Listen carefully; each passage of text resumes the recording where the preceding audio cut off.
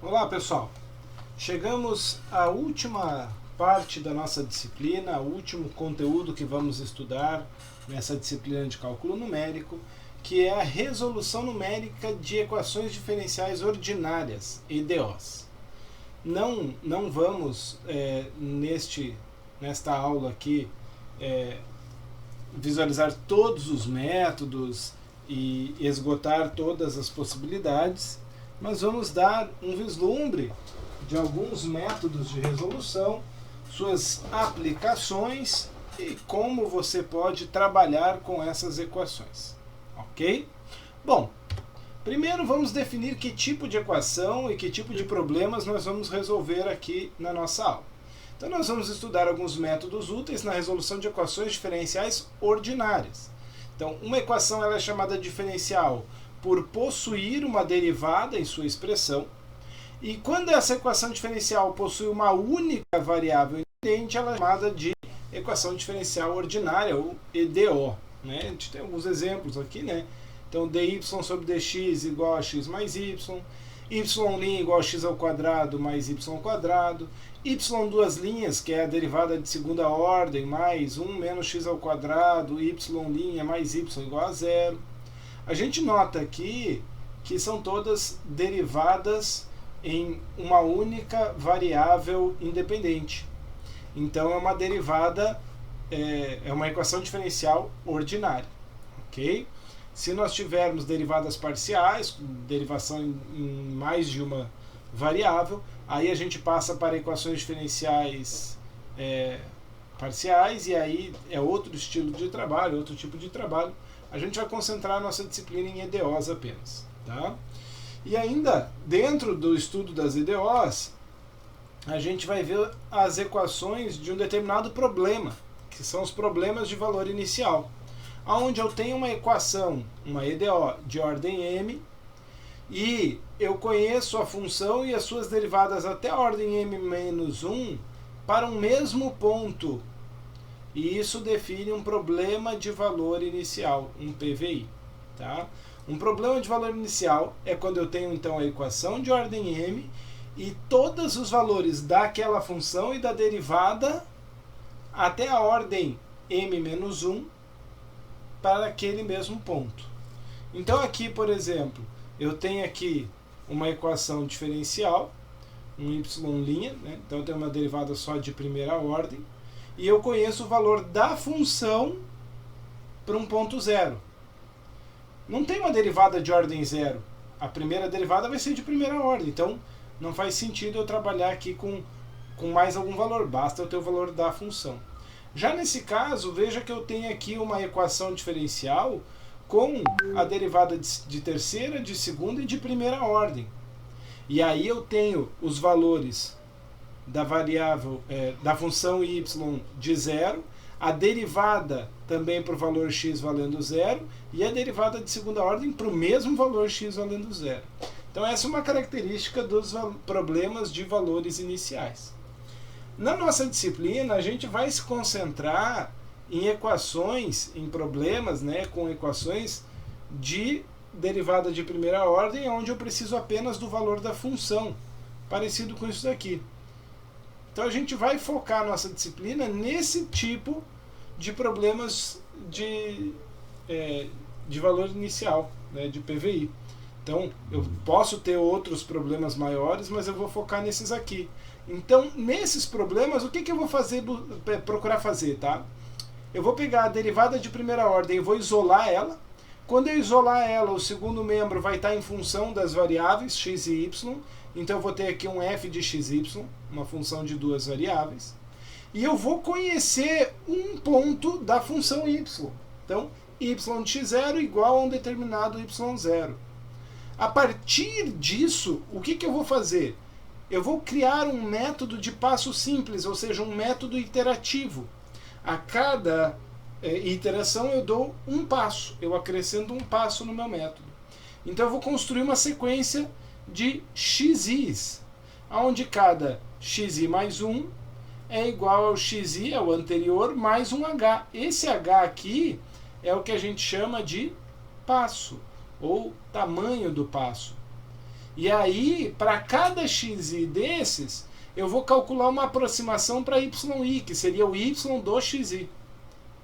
E aí eu vou usando a informação inicial, eu vou achar o x1 e o y1, depois eu vou achar o x2 e o y2, até que eu chegue no y do x desejado. Se eu fizer isso calculando o yi apenas com base nos valores da iteração anterior, eu tenho o que a gente chama de método de passo simples. Se eu usar valores de outras iterações, eu teria um método de passo múltiplo. Nosso estudo aqui nessa aula vai se concentrar em métodos de passo simples, tá ok? A gente vai ficar em métodos de passo simples. Não vamos alongar tanto, não vamos nos aprofundar tanto. Como eu falei no começo, não é o objetivo da aula esgotar todo o assunto. Vocês vão poder depois buscar nos materiais de consulta, buscar nos livros, em obras aí sobre o assunto, buscar outros métodos, outras maneiras de resolver esse tipo de problema, tá bom? Existem vários métodos, não são poucos, são muitos, tá? E no nosso estudo, então, como eu falei, a gente vai se concentrar em métodos de Runge-Kutta e em suas P-ordens. Essas P-ordens a gente vai ver de primeira a quarta ordem. É um método de solução. Um método de solução, para ser caracterizado como Runge-Kutta, ele vai ter que atender a 3 propriedades. Quais são essas? Tá? Então vamos ver quais são as 3 propriedades que caracterizam um método de resolução de Runge-Kutta, de ordem P. Isso vale para todas as ordens. Primeiro, são métodos de passo 1, ou métodos de passo simples. Ou seja, para eu ver o próximo elemento iterativo, eu vou olhar somente para o elemento anterior. Você vai ver que, dependendo da ordem do método, eu vou usar valores atualizados, mas eu nunca vou buscar em passos antes do passo anterior. Eu vou usar o passo anterior para fazer a atualização durante o cálculo. Tá ok? Uma coisa interessante é que nesse tipo de método, né, nos métodos de Runge-Kutta, a gente tem a característica de não exigir o cálculo de nenhuma derivada da função f de xy. Então, a gente tem uma vantagem, porque um dos corpos de métodos, né, um dos grupos de métodos para esse tipo de solução de equação são as séries de Taylor. Só que as séries de Taylor, elas exigem o cálculo da derivada f de xy diversas vezes. E isso acaba sobrecarregando computacionalmente. Os métodos de Runge-Kutta não exigem essa derivada. Então isso ajuda bastante também. Tá? Então, veja que ele não exige a derivada, então ele fica mais rápido que o método de Taylor. Mas da mesma maneira, quando você expandir a função f de xy, em torno de um xnyn, ou seja, em torno de um valor anterior, e você agrupar os termos semelhantes, a sua expressão vai ser a mesma do método da série de Taylor. A gente não vai entrar aqui no caso aí do método da série de Taylor. Se você quiser, você pode buscar também nas obras. Eu indico ali o livro da Ruggiero Lopes, que é um livro bom, um livro que tem esse método bem descrito, toda a demonstração dele, tá? Então você pode perceber que os métodos o método da série de Taylor, ele vai, em cada ordem, ele vai exigir o cálculo das derivadas, mas ele vai chegar nessa expansão do f de xy para uma fórmula. E os métodos de Runge-Kutta também chegam na mesma fórmula sem precisar fazer a derivada. Ou seja, você economiza computacionalmente ali. Tá ok? Então, resumindo, né, nós vamos aproveitar todas as qualidades dos métodos da série de Taylor e, ao mesmo tempo, eliminar a necessidade do cálculo de derivadas, tornando isso mais rápido. Então, a seguir, a gente vai ver os métodos de Runge-Kutta em 4 ordens: na primeira, na segunda, na terceira e na quarta ordem.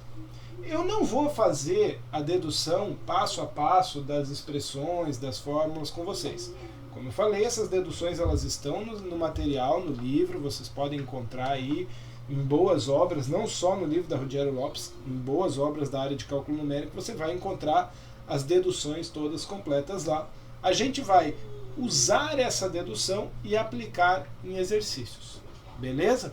Vamos deixar isso então para um próximo vídeo, onde a gente vai pegar esse método primeiro para a primeira ordem e aí começar a entender o funcionamento desse método iterativo de solução de equações diferenciais. Ok? Segue aí!